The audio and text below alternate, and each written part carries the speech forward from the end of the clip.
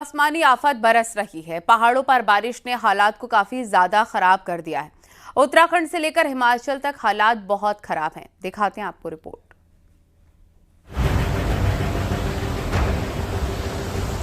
पहाड़ों पर कुदरत की ऐसी मार पड़ी है जिससे हर कोई त्राही त्राही कर रहा है।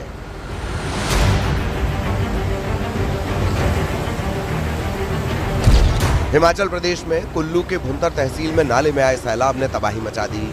भारी बारिश के बाद नाले में आए मलबे ने कई मकानों को नुकसान पहुंचाया। राहत की बात रही कि इस हादसे में जनहानि नहीं हुई। प्रशासन ने हालात पर काबू पाने की कोशिश शुरू कर दी है। लोगों में दहशत का माहौल है। प्रशासन ने लोगों से सतर्क रहने की अपील की है। कुल्लू के बिजली महादेव की पहाड़ी से लैंडस्लाइड की डराने वाली तस्वीर सामने आई। यहां पहाड़ से बड़े बड़े पत्थर नीचे गिरते दिखाई दिए। लैंडस्लाइड की चपेट में कोई आता तो नुकसान हो सकता था।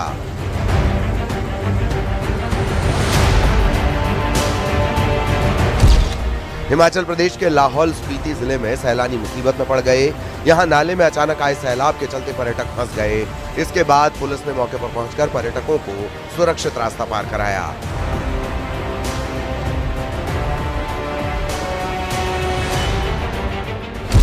हिमाचल प्रदेश के चम्बा में मणिमहेश यात्रा के दौरान फंसे श्रद्धालुओं को निकालने का काम हुआ। चिनूक हेलीकॉप्टर की मदद से रेस्क्यू ऑपरेशन शुरू किया गया। पहली उड़ान में 50 श्रद्धालुओं को भरमौर से चंबा लाया गया।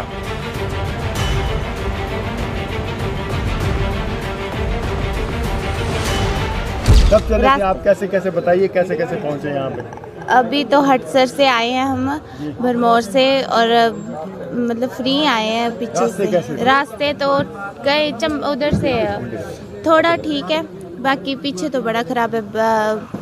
भरमौर से आगे ना थोड़ा सा। 24 तारीख से बारिश हुई तो डेट 28 तारीख तक लगातार बारिश हुई, तो उनकी वजह से फिर नदी का पानी बहुत, हमारी माला वाले की दुकान जो नदी नीचे जो धार में लगी थी वो भी बाल बचे। रात को जो मलबा आता तो हम सारे बह जाते। उत्तराखंड के पहाड़ी जिलों में भी हालात नाजुक हैं। उत्तरकाशी की स्याना चट्टी में यमुना नदी में फैले मलबे को लगातार मशीनों से हटाया जा रहा है ताकि स्याना चट्टी कस्बे और पुल को बचाया जा सके। यमुनोत्री हाईवे जंगल चट्टी नारद चट्टी बनास के पास 2 हफ्तों से बंद है। इसकी वजह से 12 गांव के लोगों को भारी दिक्कतों का सामना करना पड़ रहा है। कई गांव में तो राशन की किल्लत होने लगी है। चक्राता में लैंडस्लाइड से कई सड़कें बंद हैं। पहाड़ी से मलबा आने से 16 सड़क मार्ग बंद हैं जिन्हें खोलने का काम चल रहा है। 30 से ज्यादा जेसीबी मशीनें तैनात की गई हैं, लेकिन बार बार हो रही बारिश से पहाड़ी दरक रही है और मलबा सड़कों पर आ रहा है।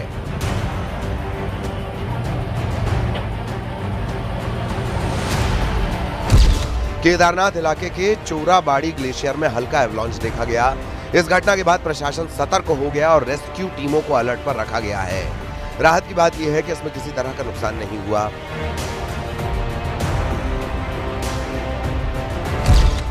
जम्मू कश्मीर नेशनल हाईवे बीते 1 हफ्ते से बंद है। इसका असर सिर्फ ट्रैफिक पर ही नहीं बल्कि आम लोगों की रोजमर्रा के कामों पर भी पड़ रहा है।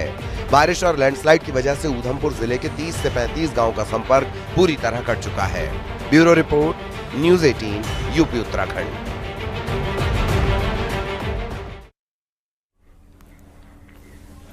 पहाड़ों पर लगातार बारिश और हरियाणा से पानी छोड़ने के बाद दिल्ली और नोएडा से निचले इलाकों में बाढ़ से हालात बहुत खराब हो गए हैं। नोएडा के सेक्टर 135, 128 पानी से लबालब हो गए हैं। लोगों की परेशानी बढ़ गई है, जनजीवन अस्त व्यस्त हो गया है। वहीं यूपी के दूसरे जिलों में भी ऐसे ही हालात हैं। देखिए।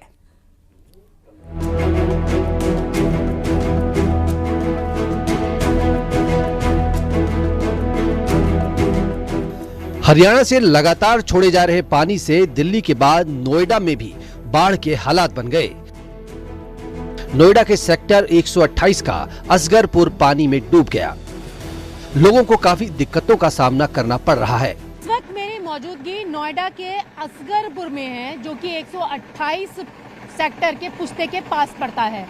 और ये जहां मेरी मौजूदगी है वो एक फार्म हाउस है, और फार्म हाउस अब पूरा नदी में बदल चुका है।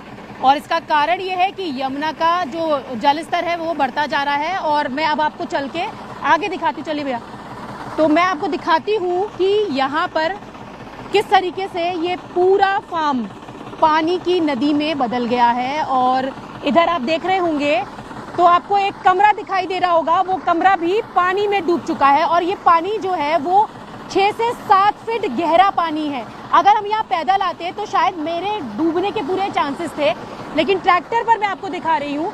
आप ये देख रहे हैं कि यहाँ पर ये पूरा जो कमरा था लोगों के रहने के लिए या यहाँ पे जो काम करते हैं उनके रहने के लिए, वो पानी में डूब गया है। यमुना का पानी सेक्टर 131 में भी दाखिल हो चुका है। लोग अपनी जगहों से पलायन करने को मजबूर हैं। यहाँ मछली पकड़ने का काम भी शुरू हो गया। नोएडा के सेक्टर 128 की पूरी रोड पानी से लबालब है। का एरिया है, ये डूब क्षेत्र है और यहाँ पर पानी जिस तरीके से भरा हुआ है, पूरा जो इलाका है वो जलमग्न हो गया है। लोगों की मुश्किलें यहाँ पर बढ़ती नजर आ रही हैं क्योंकि यमुना के इस पानी का जो दायरा है वो आगे बढ़ता जा रहा है। और ठीक पीछे आपको दिखाऊं, अपने विजय कमलदेव से कहूंगी कि आपको पीछे का नज़ारा दिखाएंगे तो यहाँ पर अब जो लोग हैं वो भी परेशान होने लगे हैं, मुश्किलें बढ़ने लगी हैं क्योंकि उनके जो पालतू जानवर हैं वो यहाँ पर फंस गए थे। इसके साथ ही दोनों तरफ में आप देखें तो यहाँ पर नर्सरी में काम करने वाले कई मजदूर थे जिनको यहाँ से विस्थापित करके ऊपर की तरफ भेज दिया गया है। और मैं आपको इस नर्सरी का भी एक नज़ारा दिखाना चाहूँगी, आगे लेकर चलती हूँ आपको और अपने जो दर्शक हैं न्यूज़ 18 के उनको दिखाती हूँ कि किस तरीके से अब यहाँ पे बाढ़ का जो खतरा है वो बढ़ता जा रहा है क्योंकि ये यमुना का जो बहाव है, यमुना का ये जो वेग है वो धीरे धीरे आगे बढ़ता जा रहा है। आप देखिए यहाँ पर नेट लगी हुई है और इस नेट को उठाकर मैं आपको दिखाने की कोशिश करूंगी कि यहाँ आप देख सकते हैं कि ये जो पूरी नर्सरी है वो पानी में जलमग्न हो गई है। नोएडा के सेक्टर 135 में बाढ़ आ गई है। सैकड़ों फार्म हाउस में पानी दाखिल हो चुका है। जहाँ तक नजर जाएगी सिर्फ पानी ही नजर आएगा। पानी की गहराई की बात करें तो यहाँ पे पानी जो है 6 से 7 फीट गहरा पानी है और अगर मैं अपने हाइट के अकॉर्डिंग बात करूँ तो ये मेरे कमर से ऊपर पानी होगा। और ये पानी जो है अब उस नर्सरी को क्रॉस करके, उसके दरवाजे को क्रॉस करके, आप देखिए दरवाजा क्रॉस करके बाहर निकल आया है। जो नर्सरी के बाहर का रास्ता था वो भी पूरा पानी से भर गया है। तो ये तस्वीरें आप देख सकते हैं कि किस तरीके से पानी का जो उफान है वो भरता जा रहा है। पीछे की तरफ आपको दिखाऊं कि जो कि पॉली गार्डन्स होते हैं, जो कि नाजुक पौधों को बचाने के लिए जो पॉली शेड्स लगाए जाते हैं वो शेड पूरी तरीके से टूट चुके हैं। वो ग्रीन शेड आपको दिखाई दे रहा होगा, वो ग्रीन शेड जो है उसकी हाइट का अंदाजा आप लगा सकते हो कि कितनी ज़्यादा ऊंचाई पर वो शेड्स होते हैं, लेकिन सिर्फ अब वो ग्रीन छत जैसी नज़र आ रही है। नीचे का जो पूरा स्तर है इसका जो पानी से भर चुका। अभी तक सेक्टर 135 और 151 से सैकड़ों लोगों का रेस्क्यू किया जा चुका है। लोगों में दहशत है। वहीं मथुरा में बाढ़ का खतरा लगातार बढ़ता जा रहा है। जयसिंहपुरा खादर के हालात खराब हैं। करीब 5 से 6 फीट पानी भर गया है। बाढ़ में फंसे लोगों को निकालने का काम जारी है।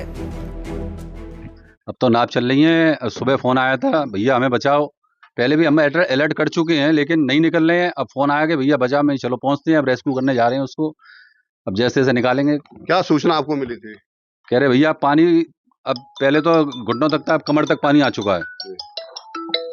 अब कमर तक पानी आ चुका है, इसलिए कह रहे हमें निकालो। मैं नहीं, चलो निकालने चल रहे हैं, रेस्क्यू करने जा रहे हैं। अगर बात करें तो अब तक के आप लोग कितने लोगों की मदद कर चुके हैं? क्योंकि आप यहाँ से पार्षद हैं, लोगों को आप ही से उम्मीद है। कितने लोगों को अब तक रेस्क्यू कर चुके हैं? अभी तक 200-300 लोगों को यहाँ से निकाल चुके हैं और अलर्ट भी पहले कर चुके हैं और कल पशुओं को भी यहाँ से निकाला है और कुत्तों को भी निकाल के ले गए, यहाँ से रेस्क्यू किया है। अभी भी 2-4 जो रह गए हैं उनको भी निकालने की आज एडीएम साहब ने कहा था कि भेजेंगे, टीम भेजेंगे। आगरा में यमुना नदी खतरे के निशान को पार कर चुकी है। ताजमहल के पीछे बने गार्डन, एतमादुल्ला स्मारक के कमरे और शमशान घाट तक पानी भर गया है।